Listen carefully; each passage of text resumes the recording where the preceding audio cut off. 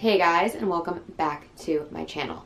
So today we are going to be doing a book review on Road of Bones by Christopher Golden. If you watched my recent Nightworms unboxing video for February 2022, this was one of the books featured in that, alongside of a signed copy of Waif by Samantha Kolesnik.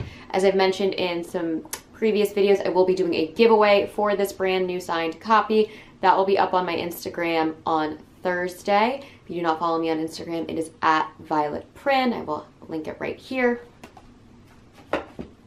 But yeah, so let's talk about Road of Bones.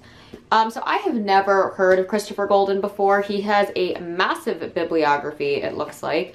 And this book was praised by numerous authors that I thoroughly enjoy, including Stephen King, Paul Tremblay, and Al Makatsu, along with Stephen Graham Jones, Josh Mallerman, Catriona Ward. A lot of people liked this.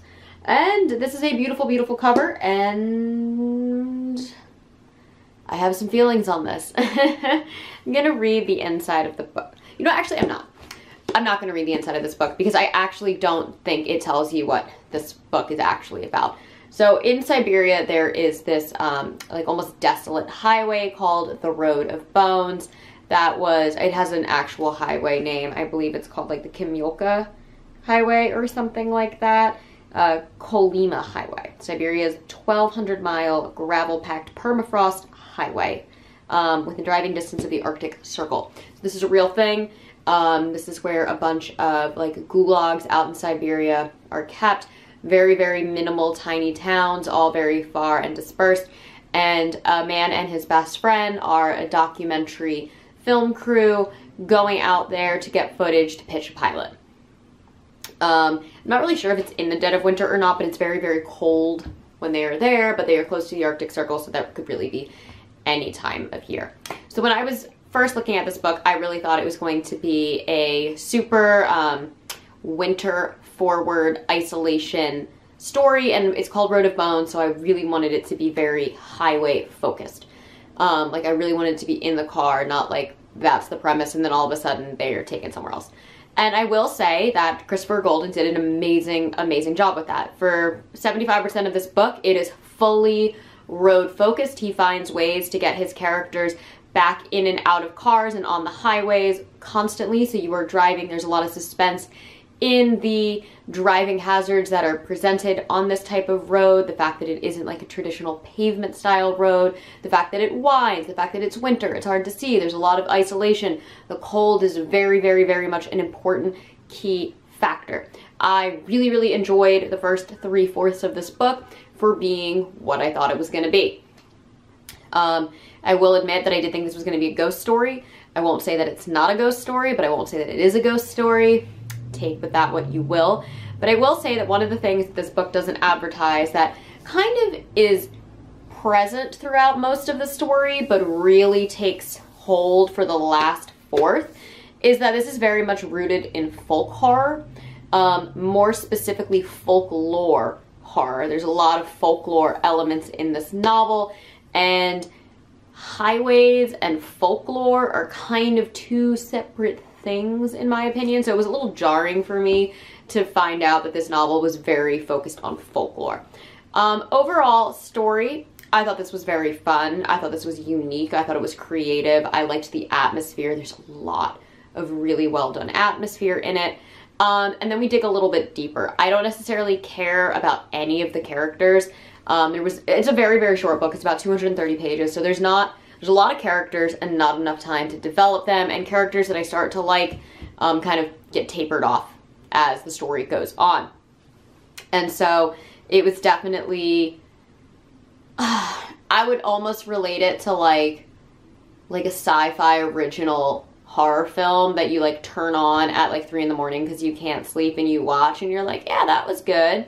There's a lot of major plot holes and it had a low budget and the special effects were crappy, but like it was a cool concept. That's how I feel about this book. So for me, this was a 4-star read. I almost gave it a 3-star read, but I did actually enjoy reading it despite all of the plot holes. And I have to say the #1 plot hole for me in this whole story is just the why of everything. There's a lot of things that are just completely unanswered and we're supposed to just accept. And then there's an entire side story, like an entire side story that's kind of like spread throughout our main story that I do not understand. And I don't know if I'm reading about a past character, a ghost character, a present character, two different characters who share the same name. Like, there was a lot of weird cyclical moments in these like little side stories that were interspersed between our main story, and it just felt very confusing. Not to mention the really absurdist use of Bruce Springsteen songs. I do not like Bruce Springsteen, sorry.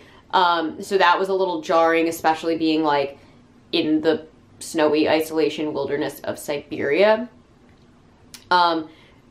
This book, I don't think knew what it wanted to say either. I'm not really sure if this is a story critiquing man's encroaching on nature, which the last part of the book might make you think it is, but we're also in like a no man's land. So I'm very confused. It felt very Fern Gully in tone towards the end, and I was very confused by that because I didn't get any of that from any of our major characters at all. And I just felt like Christopher Golden had a lot of things he wanted to say in this book, but didn't have enough pages or didn't give himself enough pages to expand on all of these topics that he wanted to expand upon and talk about. And therefore, like, the message of this book kind of got lost in the story of him trying to kind of fit everything in and make it fit like a puzzle. And there's just a lot of questions that remained unanswered towards the end, and I really wish I had understood why things were happening, what exactly was happening. I don't know who the good guys were and who the bad guys were, but I also don't necessarily care because I wasn't really invested in any of the characters. I thought they all had strange motivations, and I didn't think their motivations quite made sense. Like, it was really like grasping at straws to get these motivations to actually link together to push the plot and the story forward.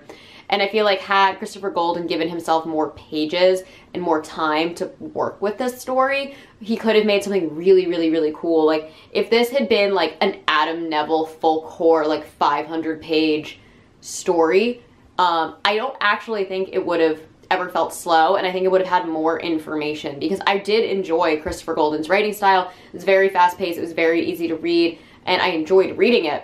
But at the end, I just kind of sat there and was like, don't understand why that happened or exactly what happened. Lot of plot holes. A lot of plot holes in the mythology of how things work. Yeah, like, there's no werewolves in this. This is an example, so don't worry. If the werewolf bites you and you don't turn into the werewolf and everybody does, and you don't explain why that one character isn't a werewolf, I'm going to sit and wonder why you're not a werewolf, you know? And I need an explanation for that because it's bizarre. And it's even more bizarre when you have these like kind of glaring plot holes, but you highlight them. And I think Christopher Golden was doing that because he wanted like to not fall into like cliches of certain horror tropes and be like, look, I'm different. But all it did was make me see more plot holes. So fun read, super, super great for like winter isolation. If you really want like a on the road kind of vibe, it does very, very well with that. Again, solid winter horror, pretty interesting folk horror. I don't really know anything about, I think you pronounce it Yakutian, or Yakut, folk horror, or folklore in general.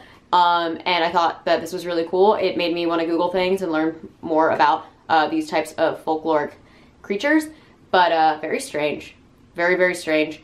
And I really just wish it had been explained more. And it's such a niche type of folklore that it's not like a banshee, where a lot of people I think would have a general understanding of what a banshee is. So when you just casually drop a banshee name, it's not going to be like, ooh, let me like Google that and understand exactly what it means. But when you casually drop a very niche folkloric character's name and just kind of expect the reader to know what it is and give like no background whatsoever, it's kind of confusing, and I was not okay with that.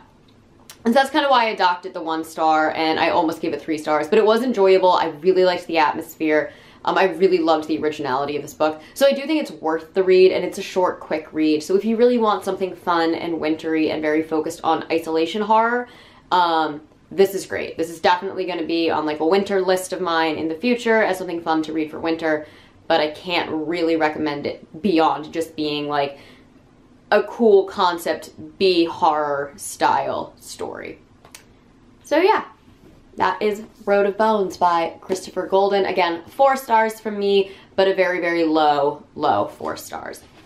Anyways, that is all that I have for you guys today. As always, I post every Monday and Thursday, sometimes on Saturdays. If you enjoy these videos, please hit the like and subscribe buttons down below, and I will catch you all in the next one. Mwah.